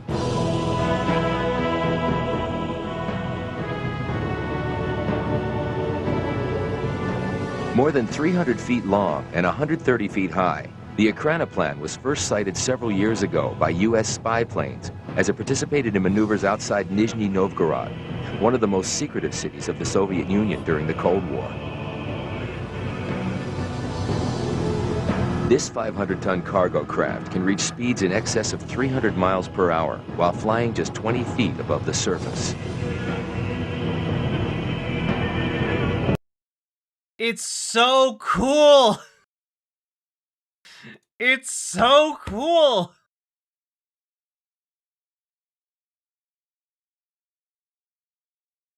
So anyway, I think we should resurrect this technology and build it bigger so that they can fly higher and also be bigger. It's like something out of Final Fantasy. Yeah, it's basically the closest we have ever gotten in real life to building the Avengers helicarrier, you know? Can I just, like... I want to, like, really emphasize how big this thing is.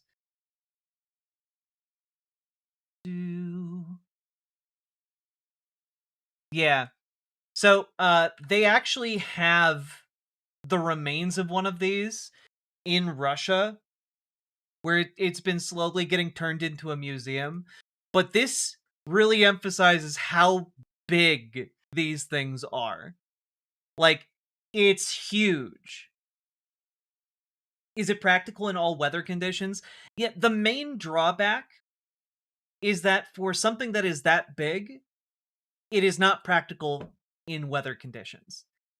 However, just throwing this out there, number one, if something is flying at 300 miles an hour, it can steer around different weather patterns that might be inconvenient to it. But number two... Some of the ideas Flatbush Cats Rescue have put forth have been interesting as far as helping people afford vet bills and TNR. That's cool as hell. Ida Ascended, thank you for the $5 dono. But number two is if you build them bigger, they can fly higher, right? So the main thing is, you've got something like this, right? Let's make it, there we go. You've got something like this, which is the biggest one of these they ever made. However, if you built one bigger, that's when you get something that is more stable, more efficient, and you can fly it higher, meaning that it can fly in choppier weather. So, effectively, all of the solutions for this seem to really boil down to fly it higher, build it bigger. I've talked about this on my podcast, Inspired Earth. Hell yeah, Peace Earth. I'm picturing something like a small city flies into port, crazy stuff. I mean, yeah. Essentially, yeah. Like, if you just build it bigger, the amount of cushion in the air underneath the aircraft is also bigger.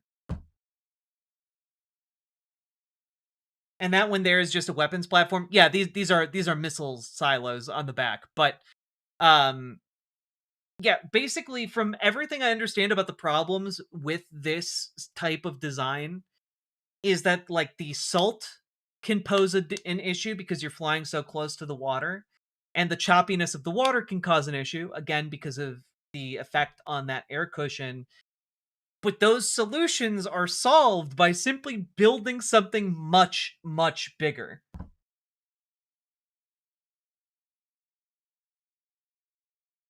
Maybe that's how Immortal Engines should have been. Unironically, let's build the flying cities of the future. Let's do it. It's just so cool. Now, the main problem we would run into if we tried to build this technology right now is that we would effectively have to rebuild a massive amount of infrastructure in port cities. Largely because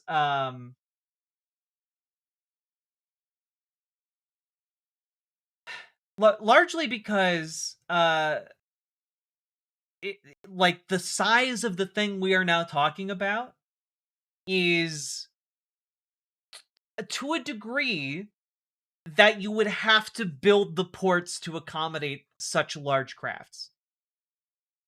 And the current size of ports simply would not be like suitable. You'd have to have specialized infrastructure to receive something of this size.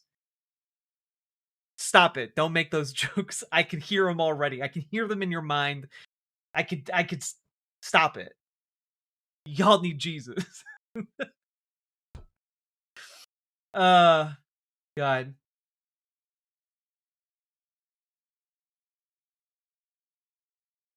The next size up sounds like it would be the size of a civilian cruise liner. Yes, exactly. Exactly.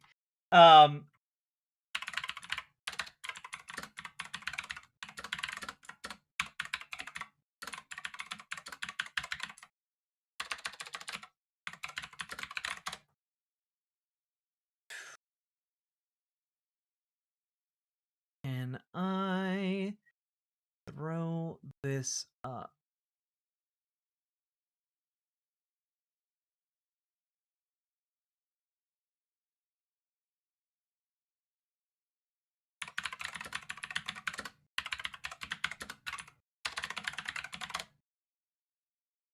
Yeah, I'm just gonna throw this out there, and we can all then be sad about what never happened. Popular Mechanics came up with some concept art for things that that might be built in the future in the vein of ground effect technology, and I just have never been able to stop thinking about it. It's so good. It's so cool. Ah!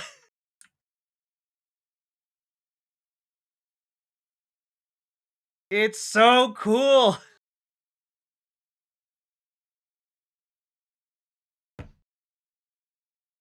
Damn, right? We could still have this future, folks. In Mamdani's America, we have a chronoplan. While Trump take food, Trump take egg, Mamdani give a chronoplan. It's true. It's true. There has to be a fatal flaw with it. I mean, the fatal flaw with it is that it would cost an immense amount of money to build one of these. And also, like, the ground effect is notoriously difficult to, like, ride.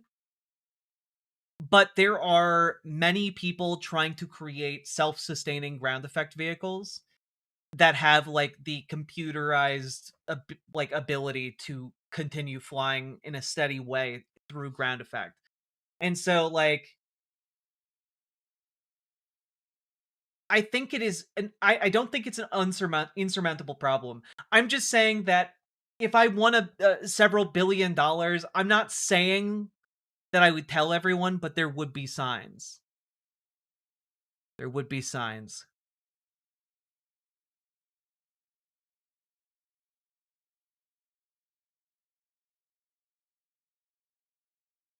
And a chronoplan plan? Exactly, you got me.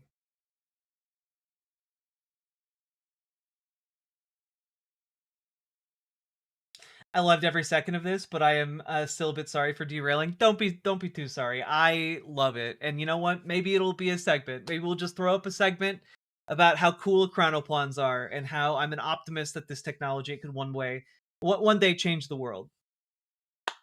I don't know. There we go. That's my thing. Let me know if you liked it. What do you think of Achronoplans? Aren't they the coolest? If you say no, don't comment. Only people who say yes leave comments. Leave a like, subscribe. You can comment if you don't like Achronoplans. It's fine. And also get organized, folks. Join your local Dems. Join your local DSA. Organize your DSA to be more effective. Organize your local Dems to be more radical and progressive. And last but not least, check out ImogeneOlivia.com. Gender euphoric lingerie designed from the ground up for trans femmes. Tested on cis men, cis women, non-binary folks. Check it out, non-tucking lingerie. New styles, colors, and sizes coming in the near future. Link down in the doobly-doo. Let's keep on going.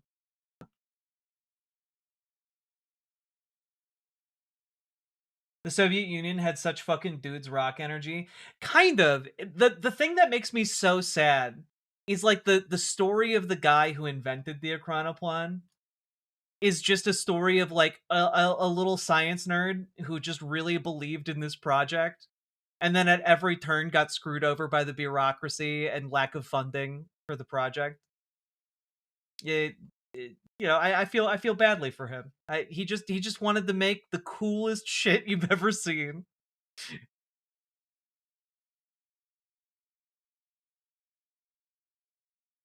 All right, I'm gonna go pee, and when I come back, we're gonna talk about JD Vance getting booed at the Olympics. BRB, everyone, and also like, comment, and subscribe. Do the things that help the channel grow, and maybe consider supporting the stream financially if you can. BRB.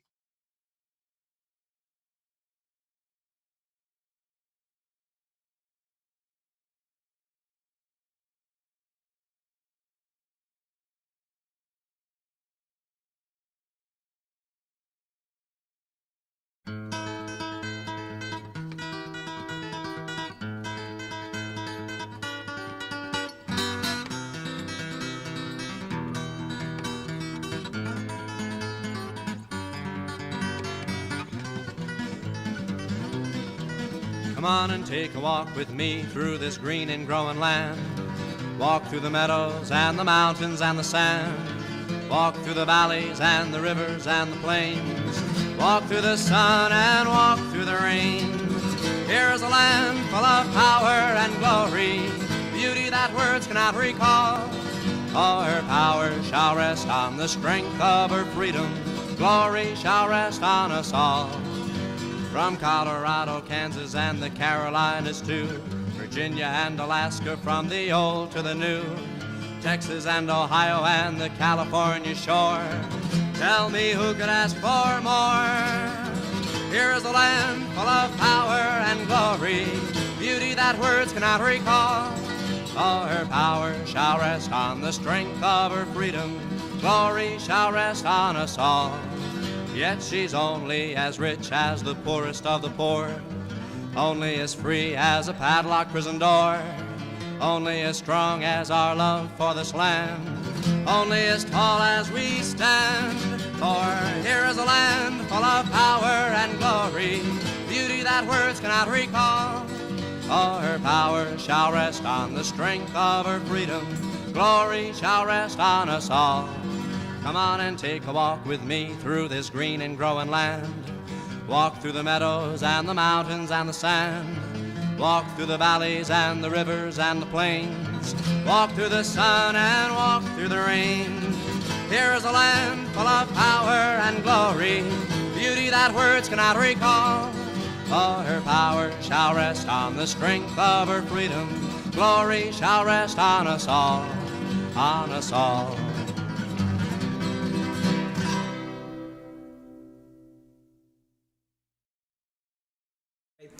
These are Woody Guthrie's words. He wrote this song in around 1950. Fred Trump was Woody's landlord, and U.S. Elevator put some music to it. It's called Old Man Trump.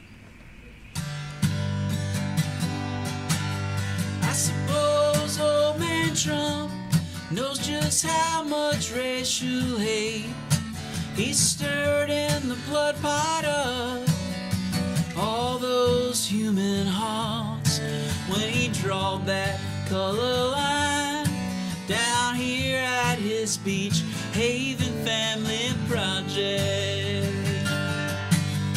Beach Haven ain't my home, I just can't pay this rent. My money's down the drain and my soul is badly bent. Beach Haven is Trump Tower where no black folk to go. I said no, no, man Trump, Beach Haven ain't my home. I'm yelling out a welcome to you and your man both, welcoming you to live here at Beach Haven, to love it any way you please and have some kind of decent place to raise your kids up in. Beach Haven ain't my home, I just can't pay this rent. My money's down the drain and my soul is badly bent. Beach Haven ain't my home, I just can't pay this rent. My money's down the drain and my soul is badly bent. Beach Haven is Trump Tower where no black folk could go. I said no, no, man Trump, Beach Haven ain't my home. Oh no, no, man Trump, Beach Haven ain't my home. Take it away, Brian.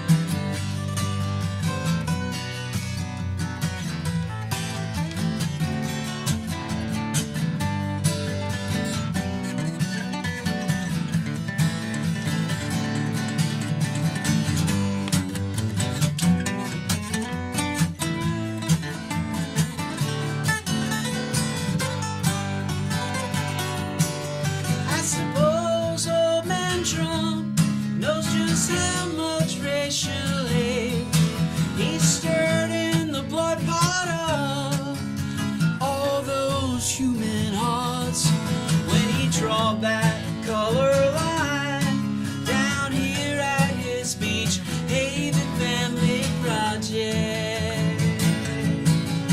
Beach Haven ain't my home, I just can't pay this rent. My money's down the drain and my soul is badly bent. Beach Haven ain't my home, I just can't pay this rent. My money's down the drain and my soul is badly bent. Beach Haven is Trump Tower where no black folk will go. I said no, no, man Trump, Beach Haven ain't my home. No, no, man Trump, Beach Haven ain't my home. No, no, man Trump, Beach Haven ain't my home.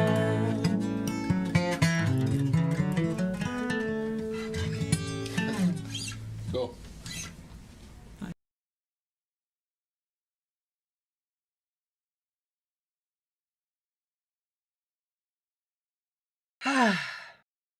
Hello, everyone. How y'all doing?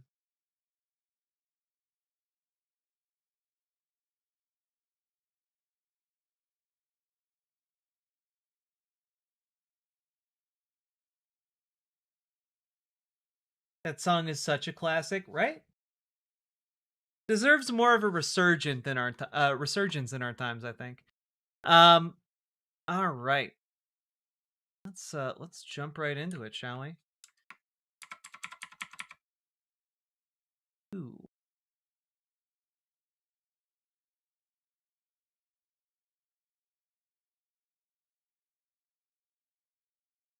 Doing all right? Hell yeah, the Uchronian. Feel like if Woody Guthrie wrote a song about you, then you probably suck? Yeah, generally. Okay, here we go.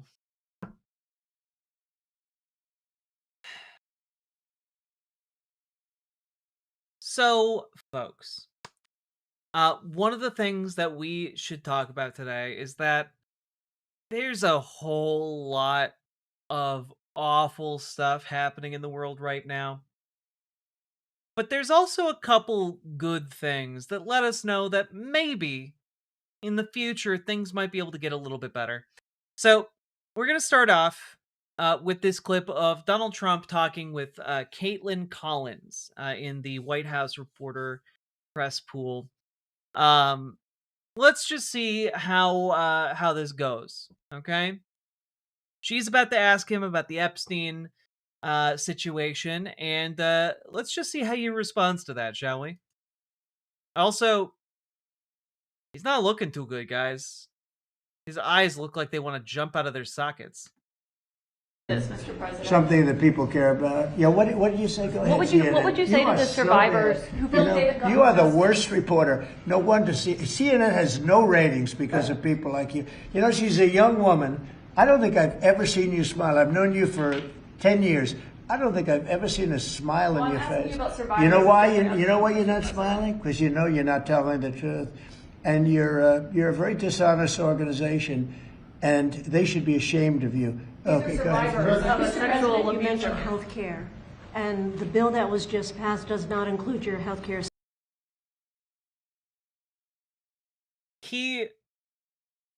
He's being asked about the survivors of a man known as his best friend,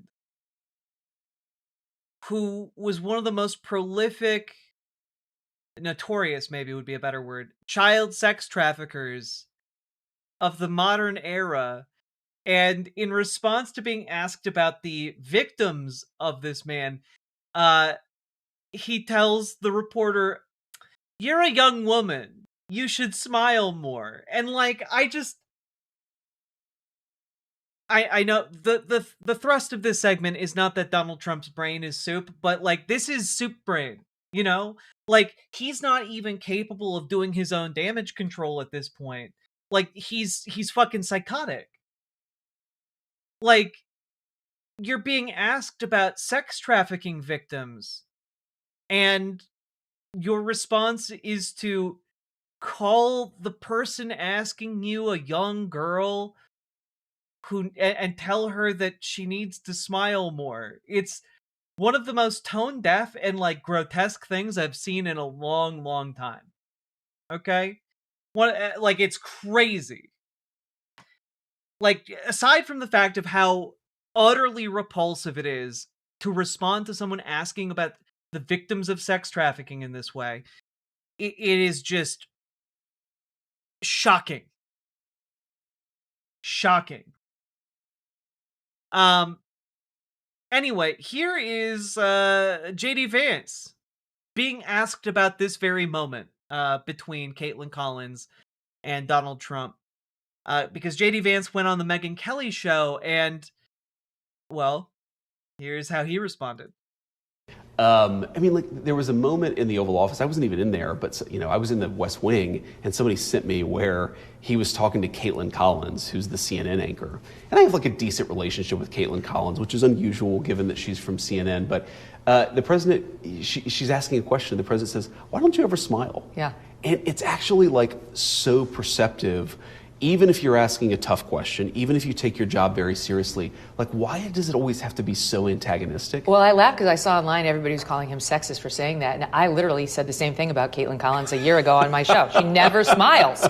Every once in a while, you have to smile. Roger Ailes used to tell us that. Every once in a while, you get remember smile, show the viewers that you have a heart. Have some fun. There are so many things wrong with this less than a minute long clip.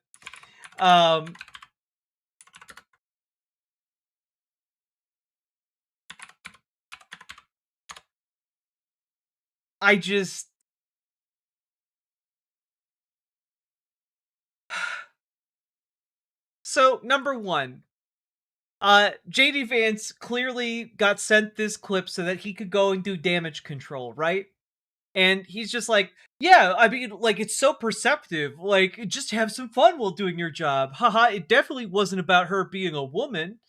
And, you know, Megyn Kelly has the memo here, and she says, what does she say here? Like, why does it always have to be so antagonistic? Well, I laugh because I saw online everybody was calling him sexist for saying that. Yeah, everyone's calling him sexist for saying that. What do you mean? Why would anyone call the man who said, what did he say about Megyn Kelly exactly? Trump quote, Megyn Kelly. Let's just, can we take a look back at Donald Trump's comments here? Let's just go down good old memory trail here. Let's see. Okay, during Thursday's presidential debate, Kelly pressed Trump about misogynistic, sexist comments he's made in the past, such as calling some women fat pigs, dogs, slobs, and disgusting animals. And Trump said, "You could see there was blood coming out of her eyes. Blood coming out of her whatever."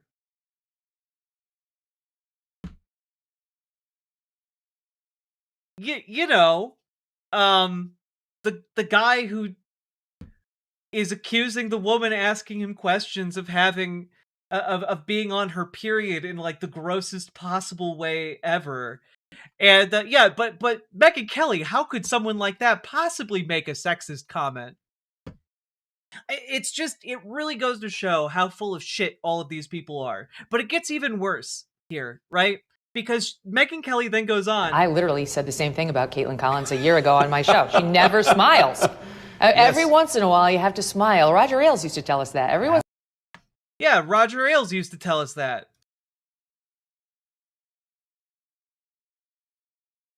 Roger Ailes? The man who has an entire section of his Wikipedia dedicated to allegations of sexual harassment? Oh, wow. In a book published in 2014, Gabriel Sherman alleged that in the 1980s, Ailes offered a television producer a raise if she would sleep with him. Okay, in 2016, former Fox News anchor Gretchen Carlson filed a sexual harassment lawsuit against Ailes. Carlson's allegations were the impetus for more than a dozen female employees at 21st Century Fox to step forward regarding their own experiences with Ailes' behavior. Carlson alleged she'd been fired for rebuffing Ailes' advances.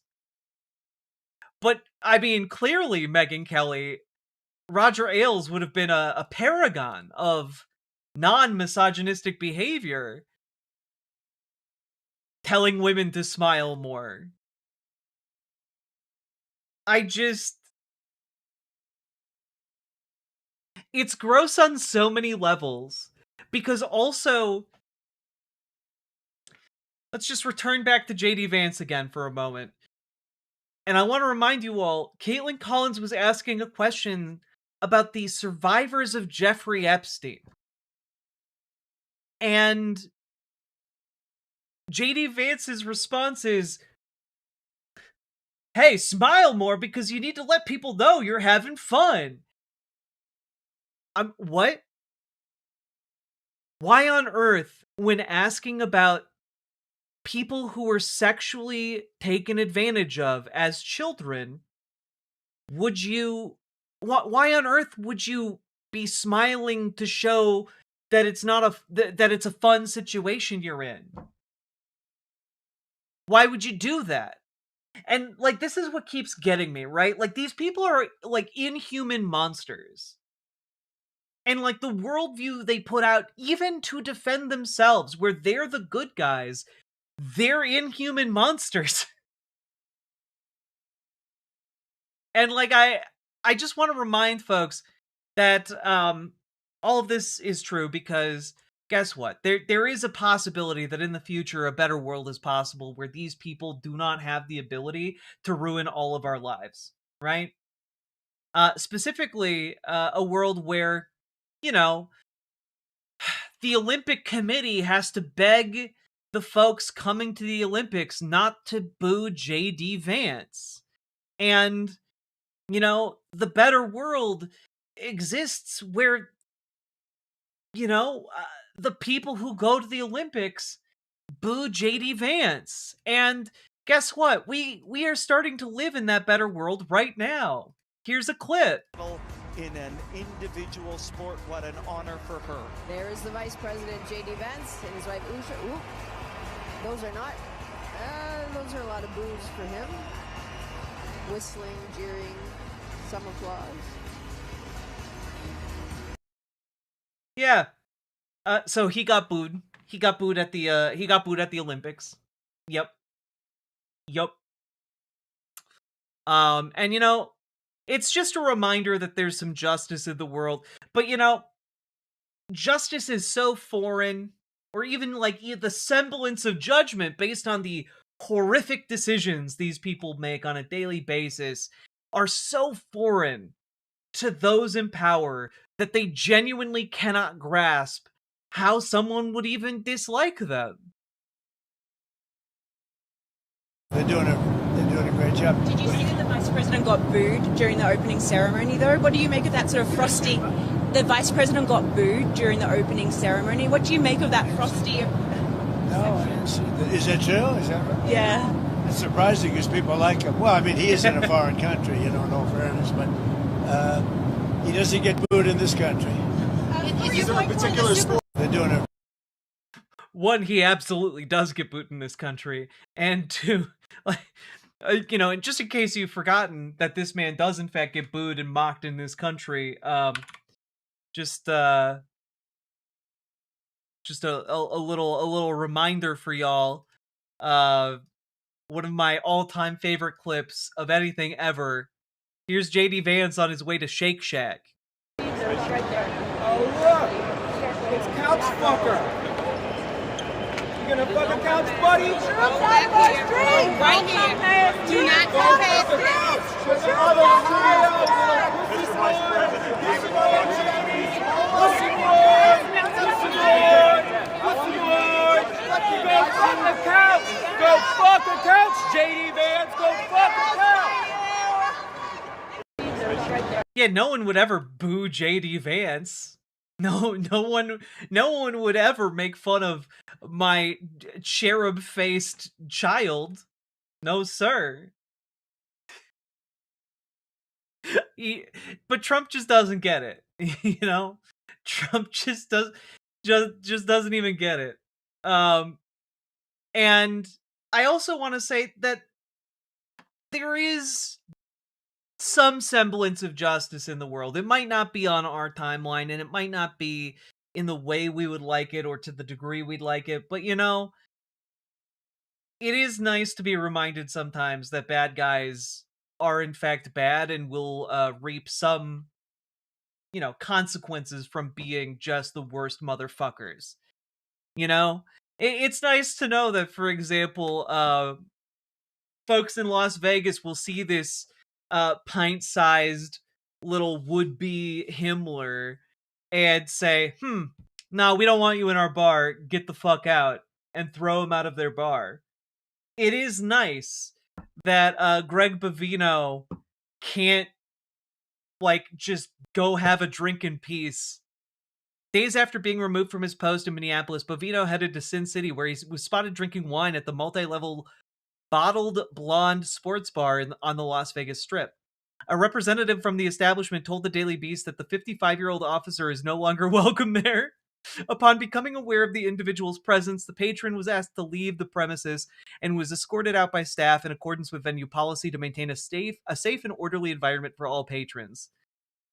So, you know, I just, you know, it's nice to know that maybe bad guys get some degree of comeuppance, even if it is minor. Of course, we should be demanding more accountability from every single one of these folks, right? And I want to also just share this with you guys. Y'all remember a few weeks ago, a white nationalist, just deranged white nationalist came to town, made a big deal about how there was going to be a white nationalist rally down the center of Minneapolis streets. And him and like 10 other losers showed up and just got absolutely mogged by the crowd of counter protesters. And here he is continuing to try and be a little shit in my city. President Trump, we support you. We support ICE. Our country was made for Americans, not for Somalis.